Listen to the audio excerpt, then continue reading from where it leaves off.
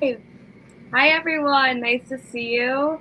My name is Jessica. I'm the social media and community manager here at University of the People, and it's a pleasure to be here today with our student, Jason. Hi, Jason. How are you? Hi, everybody. Doing pretty well. Had my coffee.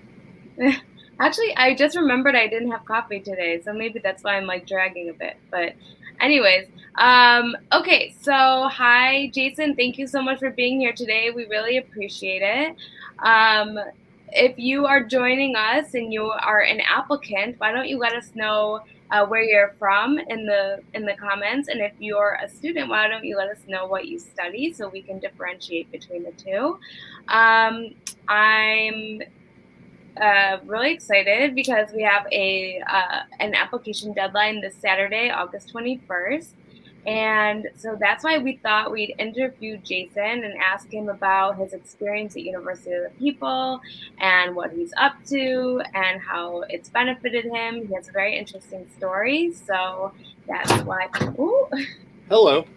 that's why we're that's why we're interviewing him. Anyways, okay, so Jason, why don't you tell us about about yourself, your background, where you live, you have family, you have a very cute dog. Yeah, we'll see if she joins us. She probably will. So, anybody who can't hear me, it's because of the dog. We'll just blame her. Um, well, I started a while back in Houston's where I was born. Grew up most of my time there, then moved on to the military um, at Fort Bragg in North Carolina, and spent a lot of time in Central and South America, which was fun. Unfortunately, it wasn't being a tourist. Much rather do that. Um, and I've always, from the time I was probably 10 or 11, understood the value of education. Um, my grandfather, one of the funny things growing up I remember was he used to say, "Hey, y'all need to get in this new thing. It's called a computer.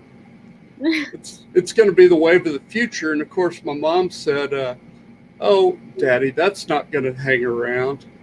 Evidently, she was right. Now we carry them in our pockets. But he was pretty much ahead of his time. He was in his 70s and advocating education and technology when most of us didn't know what it was, which is kind of wild.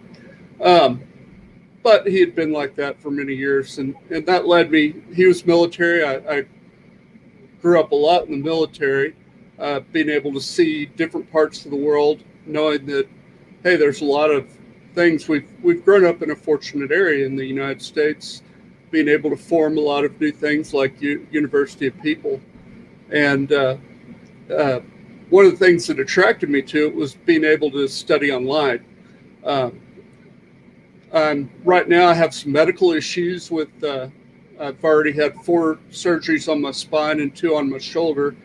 Um, and the big thing is, it allows me to actually study when I'm recovering, which is extremely nice. It's kind of hard to sit in a hardback chair and listen to someone drone on about whatever they're interested in that has nothing to do with the subject. That's what I learned from college initially. Of course, then I was a political science major, so take that for what it's worth. Uh, so Yeah. go. No, no, I was just gonna ask. So, why did you choose to study at University of the People?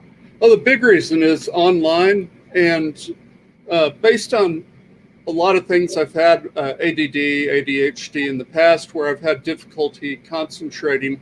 This allows me to set up times during the day where I can just strictly uh, focus on studying and making sure that I'm actually keeping the grades I want to have, not the ones I kept in the high school. Yeah, I get it, and I bet uh, there's mine. I bet that the flexibility and your health issues were was quite helpful during that time period. Oh, yeah, still is. I'll actually have another injection on Friday. And then, as is usual with doctors, they seem to like tests around the end of the month when they have to make their BMW payment.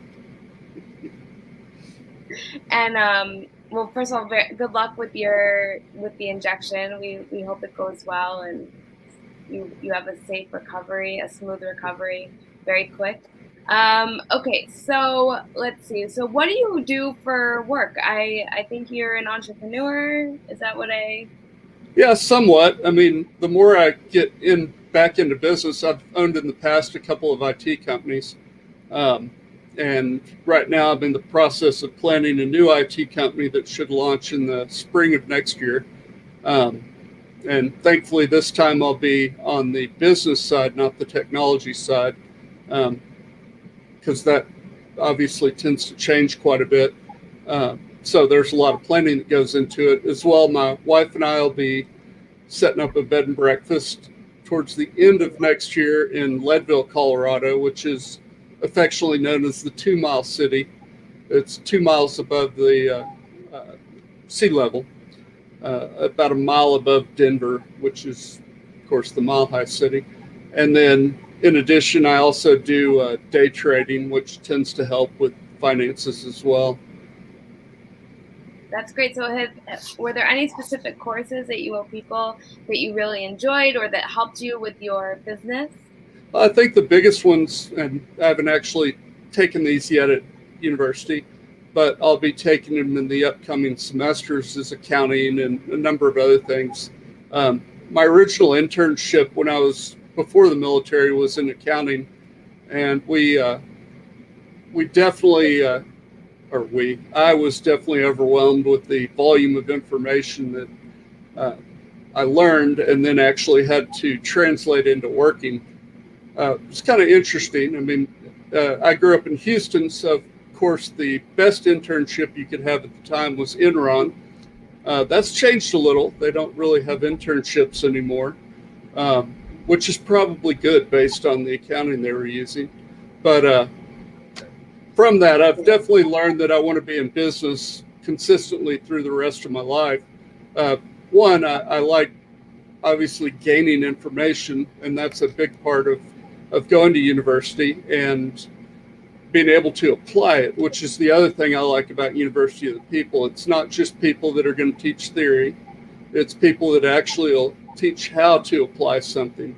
So, to give you an example, when I took my initial accounting courses, Lord, 30 years ago, it was, well, this is a debit, this is a credit. And then you go, okay, how do I apply that? Well, it's common sense. You go, no, I'm here to learn the common sense aspect. I can read something on Google if I want to learn what a debit and credit is. How do I apply it to what I'm doing? And I've seen going through some of the coursework is being able to actually apply it to go, hey, down the line, here's something that you need to watch out for because a lot of people in planning forget it. And that's something that the professors are able to give us here. Yeah, I hear that a lot. Also classes I are pretty small. You get to know your instructor, you get to know your classmates, so it really feels like a much smaller university. And of course, it is quite affordable compared to other universities. Were there you any challenges you faced in higher education in general? I think the biggest one was just staying focused. Fortunately, before I enrolled at University of the People, I was actually on the men for a little while, and then decided to take culinary, which, looking back, may have been a mistake since you stay on your feet the whole time. But I learned a lot, so that was interesting. But it gave me the impetus to focus and actually find somewhere where I could fit in without having to run around, literally.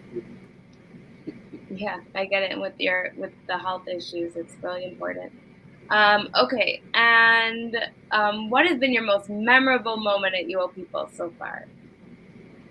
Probably when I realized it was tuition free. I didn't actually see that when I started, but it sure has come in handy. I mean, for with all the schools I've been to, I think we're sitting around 40,000 in debt, and I don't have that debt with University of the People, which is really nice. Yeah, it's very important. And what tips might you have for those looking to transition to online education? Well, the biggest thing and I think it's not just with education, but it's life. Time management skills are probably one of the biggest ones. A lot of people say, "Hey, well, I can take an online class and I can just do it whenever I need to." And most people plan it and go, "Hey, maybe I should just okay, I'll have 15 minutes at 2:30 in the morning. Yeah, that's perfect." You go, "Yeah, no." To have a scheduled time when you actually do the work online, and then also a scheduled time when you do work offline, um, which is the other important part. Just because you're in an online school doesn't mean that you don't have to study. That's probably the biggest tip. I, of course, learned it the hard way, but hey, at least I learned it. Yeah, better late than never. Yep. Um, and maybe you can talk a little bit about the people you've met along the way. Your fellow peers. People that you've studied with. Were they from different countries? What was that like? Well, I think it's neat. One second. It's very dry here in Puebla, so that has to drink. I think the biggest thing working with people around the world kind of takes me back to when I was military, and a couple of the other networks that I have through other business avenues.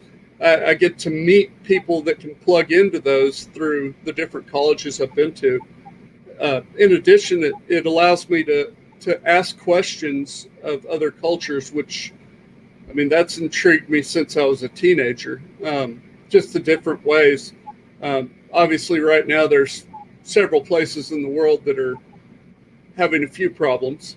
Um, but yeah, so I'm able to learn from those people and go, hey, maybe we should look at this different.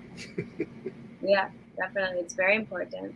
Yeah, we do have, you know, uh, right now we have over 75,000 students studying with us from over 200 countries and territories. So it's a big number, and we're very proud of this number, and it keeps increasing, which is super exciting. I think, in my opinion, I think we're just getting started, and I think online education is really the trend for the future with, what's happening in the world right now, unfortunately. And I think everyone who wants an education should be able to get an education, and that's part of our mission. So, with that being said, any final thoughts, Jason? I think the big thing is just to take what education you can, and not only that, but learn from the people that are in your classes. It's very easy, or much more easy, to ask a question of someone who actually lives in another culture than it is to read about in an encyclopedia. It's a lot more dynamic, and you can follow up and actually understand where they're coming from, and maybe actually, I don't know, learn from them. A novel concept. Yeah, definitely. Well, it's really great advice. I know it's quite early there, so thank you so much for joining me today, Jason. It was a No pleasure problem. to be with you, and your dog was very well behaved. Um, okay, so thank you, Jason. Thank you, everyone, for tuning in today. It was a pleasure to be here, as always. I just want to remind you that if you haven't applied for next term yet, if you're not a student, please do so. There is a link in the description of this event. All you have to do is copy and paste it and put it into your browser, and it will take you straight to the application page. If anyone ever has any questions, you can email admissions@uopeople.edu, or you can write a comment, or you can message us on social media. We will get back to you either way. That's our job, and we love helping people. So thank you so much. Jason, take care, be in touch, and keep us posted on your exciting life, and good luck with the injection next week. We're rooting for you for a speedy recovery. Thanks a lot. I hope everybody has a good night. All right, thank you. Bye bye. Bye bye.